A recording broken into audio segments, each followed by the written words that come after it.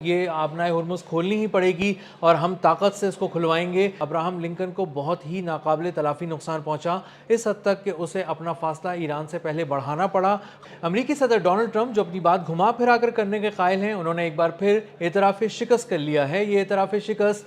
तब सामने आया जब उन्होंने कहा कि वो आबनाए हुर्मुज़ नहीं खुलवा सकते और उनको ऐसा जिसकी कोई ज़रूरत भी नहीं है। ये बयान उस बयान के बिल्कुल ही अगले 2 रोज़ में ही आ गया है जब उन्होंने कहा था कि किसी भी सूरत आबनाए हुर्मुज़ को बंद नहीं रहने देंगे, ईरान को सबक सिखाएंगे। पासदारान इनकलाब को ये आबनाए हुर्मुज़ खोलनी ही पड़ेगी और हम ताकत से इसको खुलवाएंगे और जितने भी कमर्शियल वेसल्स वहाँ पर फंसे हुए हैं उसके इर्द गिर्द इलाके में उनको एस्कॉर्ट करके अपने हिफाजती हिसार में लेकर आबनाए हुर्मुज़ पार कराएंगे और ईरान को शिकस्त देंगे। लेकिन आबनाए हुर्मुज़ के मामले पर खलीज फ़ारस में ईरान ने अपनी बरतरी साबित कर दी है और अब डोनाल्ड ट्रंप ये कहने पर मजबूर हो गए हैं कि हम अकेले आबनाए हुर्मुज़ नहीं खुलवा सकते। वहाँ से तो चीन भी तेल लेता है, वहाँ से तो दीगर ममालिक भी तेल लेते हैं और हमें तो इसकी एज सच कोई ज़रूरत नहीं है। इन मुल्कों को चाहिए कि ये सामने आएँ, आगे आएँ और उसके बाद अमेरिका का साथ दें और आबनाए हुर्मुज़ खुलवाएँ। ये एक ऐसा बयान है जिससे पता चलता है कि डोनाल्ड ट्रंप न सिर्फ अपनी शिकस्त का एतराफ़ कर रहे हैं, क्योंकि जो इत्तेहादी ममालिक हैं जैसे जापान है, जैसे साउथ कोरिया है, फ्रांस है, बरतानिया है, ऑस्ट्रेलिया है, इन ममालिक ने या तो हिचकिचाहट का मुजाहरा किया अपनी फ़ौजें भिजवाने से या फिर उन्होंने ये कह दिया साफ अल्फाज में कि हम आपका यहाँ पर साथ नहीं दे सकते। और ये एक तरह से इस बात का ऐलान है कि उन्हें डोनाल्ड ट्रंप पे और अमेरिका की ताकत पर अब यकीन नहीं रहा और उन्हें अंदाज़ा हो गया कि ईरान जो है, जिसको तरने वाला समझा जा रहा था, जिसकी चौखट पर एक पूरी सुपर पावर, दिफाई सुपर पावर जो है वो अब जंग लेकर चली गई थी, वो अब उसमें कामयाब नहीं हो पा रही और अब पीछे हटने की कोशिश कर रही है और फेस सेविंग के लिए अब बहुत सारे मुल्कों को अब बीच में शामिल करने की कोशिश की जा रही है ताकि बहुत सी फ़ौजें इन्वॉल्व हो जाएं और एक दुनिया में एक आवाज़ ऐसी बने कि हाँ, पूरी दुनिया यहाँ पर आ गई है। और चूँकि पूरी दुनिया अपना हुर्मुज़ को खुलवाने के लिए आ गई है, इसलिए जो अमेरिका जो है उनका साथ दे रहा है और अब अमेरिका उन्हीं के साथ पीछे भी हट रहा है, उन्हीं के साथ आगे भी जा रहा है। इससे पहले क्रिस राइट जो वज़ीर तवानाई अमेरिका के हैं, उन्होंने डोनाल्ड ट्रंप के इस हुक्म पे जो उन्होंने नेवी को दिया था कि आप जाएं और जाकर आबनाए हुर्मुज़ में खलीज फ़ारस पार करें, आबनाए हुर्मुज़ में पहुँचें और वहाँ पे जितनी कमर्शियल वेसल्स हैं उनको एस्कॉर्ट करें, हिफाजती हिसार में लें और आबनाए हुर्मुज़ पार कराएं। क्रिस राइट ने दो टोक अल्फाज में कहा था कि ऐसा मुमकिन नहीं है। इससे पहले यूएस की नेवी भी ये बात कैटेगोरिकली कह चुकी है कि जो खलीज फ़ारस है वो मौत का एक जाल है, एक ऐसा समंदर है जहाँ पर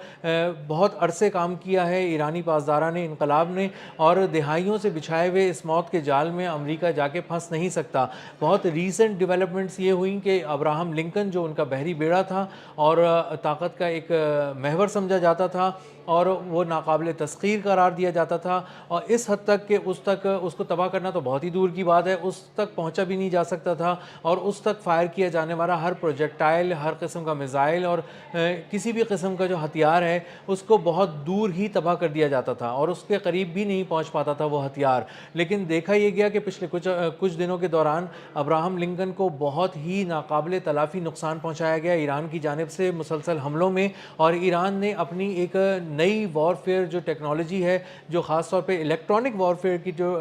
टेक्नोलॉजी है उसमें उन्होंने यूएस को बहुत बांध कर मारा, उनका जीपीएस सिस्टम को हैक कर लिया, जैम कर दिया उसके सैटेलाइट को और उसके बाद कुछ इस तरह के गैर रिवायती हथियारों से उस पर हमले किए जो समंदर के नीचे से थे, समंदर के ऊपर थे और फ़िज़ा से थे, जिससे अब्राहम लिंकन को बहुत ही नाकाबिले तलाफ़ी नुकसान पहुँचा, इस हद तक कि उसे अपना फ़ासला ईरान से पहले बढ़ाना पड़ा, खलीज फ़ारस से निकलना पड़ा, दूर जाना पड़ा और उसके बाद जो जितना भी इंतज़ाम वो करके आया था अब्राहम लिंकन, उसको समेट कर वापस अमेरिका की जानिब रवाना किया गया है और अब वो अमेरिका की जानिब महवे सफ़र है। अमरीकी नेवी ने ईरानी पासदारान इनकलाब के उस मॉडल को भी बहुत ही डीपली स्टडी किया है, बहुत ही बारीक बीनी से उसका जायज़ा लिया है, जिस मॉडल के तहत उसने आबनाए हुर्मुज़ को नाकाबिले तस्खीर बना दिया है, वहाँ तक पहुँचना नामुमकिन बना दिया है और इस हद तक नामुमकिन बना दिया गया है कि जो दुनिया की एक पावर थी जिसको सब सलाम करते थे उसकी बहरिया ने इनकार कर दिया कि वो उन पानियों में जा ही नहीं सकते। वहाँ पर ईरानी पासदारान इनकलाब ने एक ऐसा जाल बिछाया जिसमें वो फंस जाएंगे। ये जाल दरअसल कुछ ऐसी बारूदी सुरंगें हैं, इसके अलावा कुछ जैमिंग सिस्टम है, कुछ सैटेलाइट की मदद भी है। जो कहा जा रहा है कि जो ईरान है वो बेदू एक टेक्नोलॉजी है जो चाइनीज़ की सैटेलाइट टेक्नोलॉजी है, उसकी मदद लेकर उन्होंने वहाँ पे पहले कमर्शियल वेसल्स को जैम किया, उनके जीपीएस को हैक किया और उनकी जीपीएस को एक तरह से हैक कर लिया। और उसके बाद उन्होंने जो बहरिया के जहाज़ थे, अमरीकी बहरिया के जहाज़, उनको भी उनके भी नेविगेशन सिस्टम को इस तरह से नेविगेट किया कि परेशान कर दिया और उनको जैम कर दिया, जिसकी वजह से उन्हें अंदाज़ा ये हुआ कि वो आबनाए हुर्मुज़ के करीब एक तरह से उनके बहरी जो जहाज़ थे वो अंधे हो गए अमरीकी, और उनको नहीं समझ में आया कि वो नेविगेट किस डायरेक्शन में करेंगे। इस छोटी सी एक जो रिहर्सल थी, इस छोटे से एक मॉक सेशन को जो उन्होंने किया अपने लिए, बल्कि उसको प्रैक्टिकल करके दिखा दिया मॉक सेशन के बाद, उससे अंदाज़ा ये हुआ अमरीकी बहरिया को कि हमारे बड़े बहरी बेड़े जो आने वाले हैं उनके लिए क्या तैयारी करके रखी होगी ईरान ने, अगर वो हमारे वॉरशिप्स के साथ इस तरह से कर रहे हैं। तो अंदाज़ा ये हुआ कि आबनाए हुर्मुज़ के करीब ना जाया जाए, और ये यूएस की नेवी ने एक वाज़े पैगाम के ज़रिए यूएस की एडमिनिस्ट्रेशन को बताया।